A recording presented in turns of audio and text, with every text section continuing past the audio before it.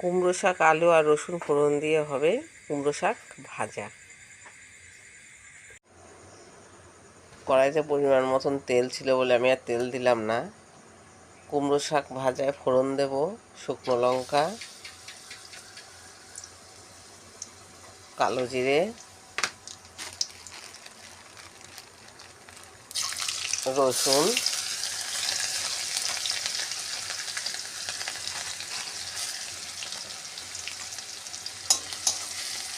রসুনটা একটু ভাজা ভাজা হবে, তারপরে আমি আলু দেব। রসুন হালকা ভাজা হয়ে গেছে, এবার আমি আলুটা দিয়ে দেব।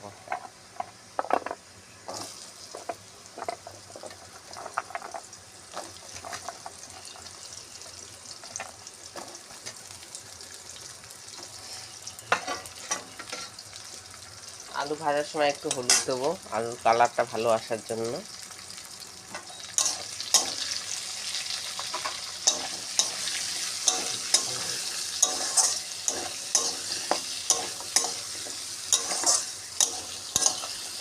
আলু ভাজা হয়ে গেছে, এতে আমি মশলা দেবো। জিরের গুঁড়ো,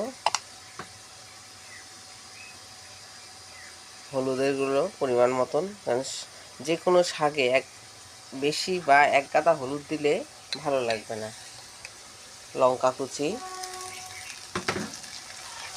পরিমাণ মতন নুন,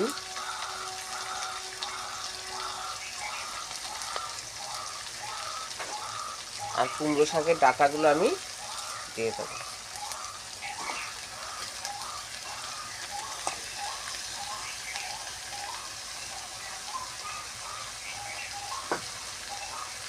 কুমড়ো শাকের পাতাগুলো নুন দিয়ে আমি চটকে রেখেছিলাম, সেটাও দিয়ে দেবো। কুমড়ো শাকের পাতা সবসময় নুন দিয়ে চটকে নেবেন, কারণ কুমড়ো শাকের পাতাটা ধার ধার থাকে, তাই চটকে নিলে মুলাম হবে, দেখতেও ভালো লাগবে।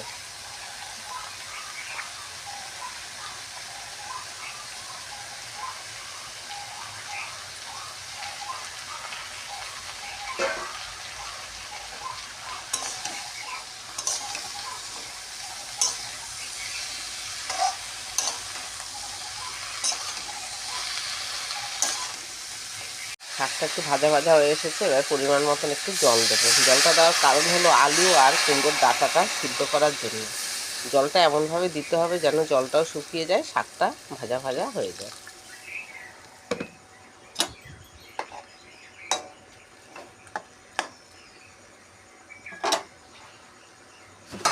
এবার ঢেকে দেবো, ঢেকে একটু স্টিমটা কমিয়ে কমিয়ে ভাজতে হবে।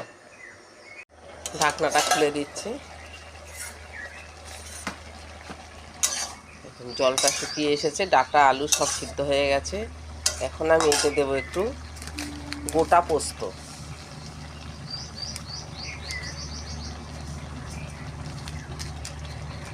আর একটু স্বাদ অনুযায়ী চিনি।